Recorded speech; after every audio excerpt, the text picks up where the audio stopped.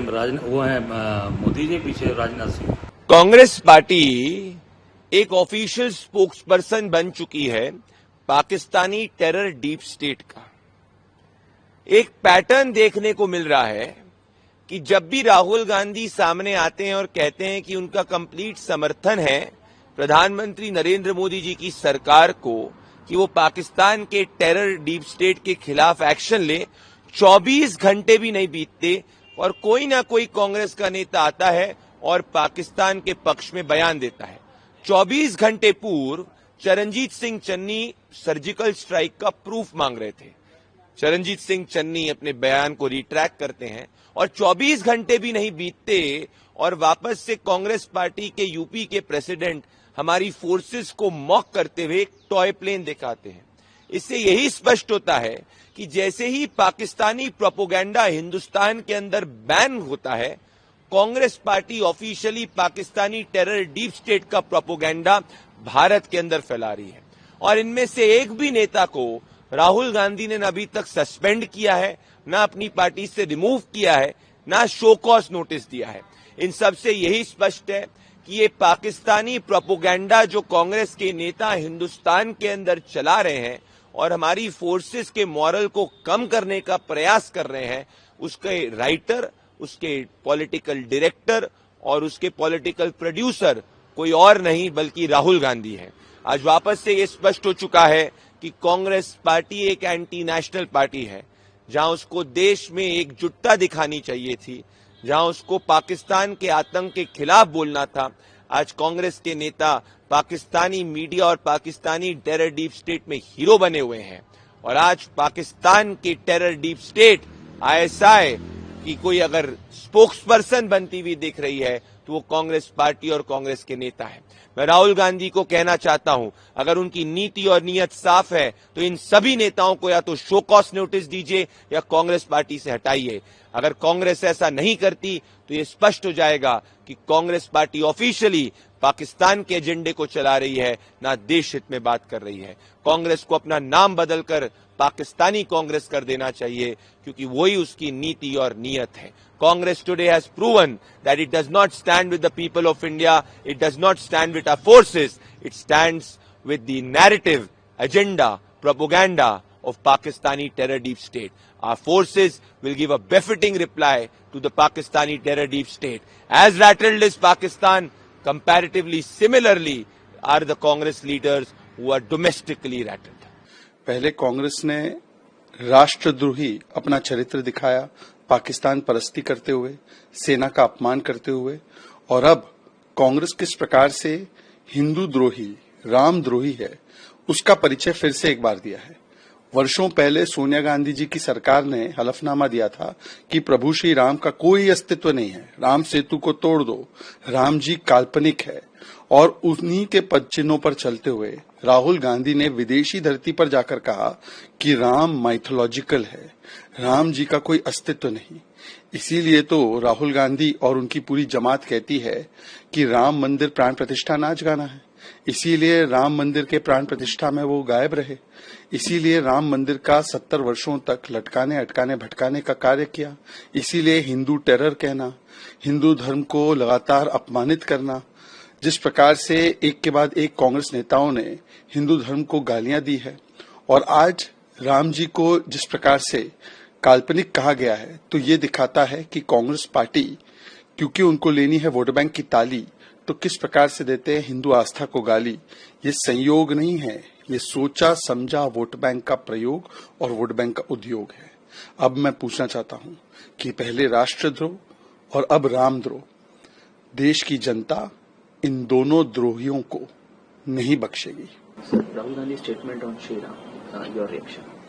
You see, first they did Rashtradroh by insulting the Sena, by questioning the surgical strikes, by giving clean chit to Pakistan in Pahalgam, and now they are showing their true face of being Ramdrohi.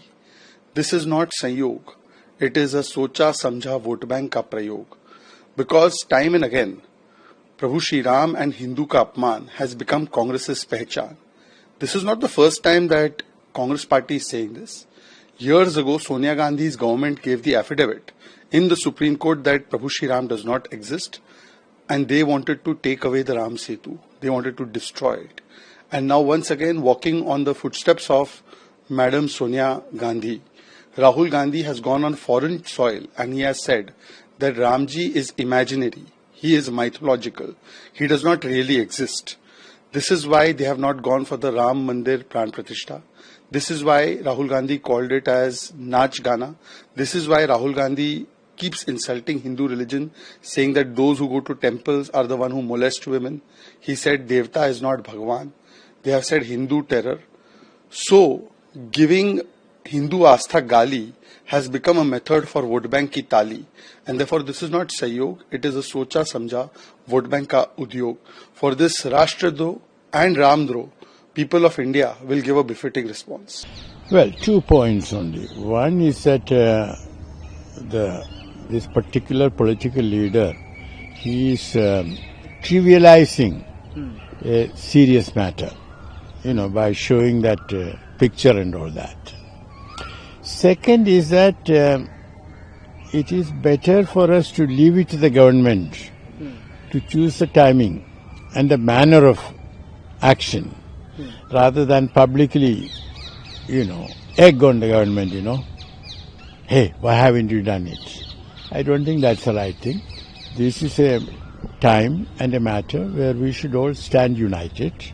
We might have differences with the government which we can express. When I say we should stand united, it doesn't mean that we should not express our differences. But we should always say that, this is the point of view where I differ with the government. But it is for the government to decide, and whatever decision it takes, we will all support. That sort of demonstration of national unity is necessary. Congress party और अजय राय कोई भी हद तक जा सकते हैं media attention के लिए, बयानबाजी करते हैं। 2019 में भी बालाकोट के समय उन्होंने सवाल प्रश्न चिन्ह उठाया। जब उनको विश्वास ही नहीं कोई सरकार के ऊपर, तो वो कोई भी हद तक गिर सकते हैं। जब भारत सरकार मोदी जी के नेतृत्व में एक मुंह तोड़ जवाब देगी, तब उनकी बोलती बंद पड़ेगी। तब तक वो खिलौना के साथ खेलते रहें, हम हमारा काम करते रहेंगे। आज जब पूरा देश खड़ा है आदरणीय प्रधानमंत्री जी के साथ, वहां उद्धव ठाकरे का हिंदुत्व ये है कि वो यूरोप में जाके वेकेशन मनाएं। अभी तक वो वापस आए भी नहीं। कोई सक्रिय नेता जो जनहित में काम करते हैं, जब ऐसी आपत्ति पड़ती है तो वो अपने लोगों के लिए खड़े रहते हैं। उनका हिंदुत्व यही है कि बाहर गांव आप हॉलिडे करो, वेकेशन करो।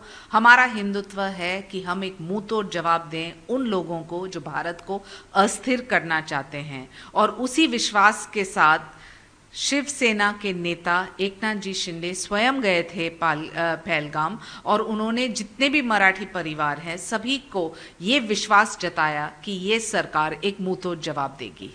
कौन है संजय राउत जी? वो हर सुबह तो बड़बड़ी करते हैं और आरोप पे आरोप लगाते हैं। हमारी सरकार वो सरकार है जो देते हैं और हम लेते नहीं, जैसे कि उनके ऊपर इतने सारे भ्रष्टाचार के आरोप रहे हैं। 7,500 हमारी लाडकी बहन के बैंक अकाउंट्स में डायरेक्ट ट्रांसफर इन एडवांस ये सरकार ने दी। जो चेक्स एंड बैलेंसेस है कि किसको मिलना चाहिए किसको नहीं, स्वाभाविक रूप से सरकार उसके ऊपर थोड़ा विचार कर रही है, लेकिन इसका मतलब नहीं है कि कोई स्कीम हमने कैंसिल किया है। जिस उदारता के साथ आदरणीय एकनाथ जी शिंदे ने लाडकी बहन योजना के निमित्त इतने सारे महिलाओं को मदद किया, आपने उसको नजरअंदाज किया। जब आपने 1 रुपया नहीं दिया, बल्कि आपने सिर्फ लिया, और आपको पता है भ्रष्टाचार के आरोप कहां से शुरुआत होती है उसकी। अगर आप ये वीडियो YouTube पर देख रहे हैं तो हमारे चैनल को सब्सक्राइब करें और बेल आइकन को दबाना ना भूलें। अगर आप Facebook पर ये वीडियो देख रहे हैं तो हमारे पेज को लाइक करें।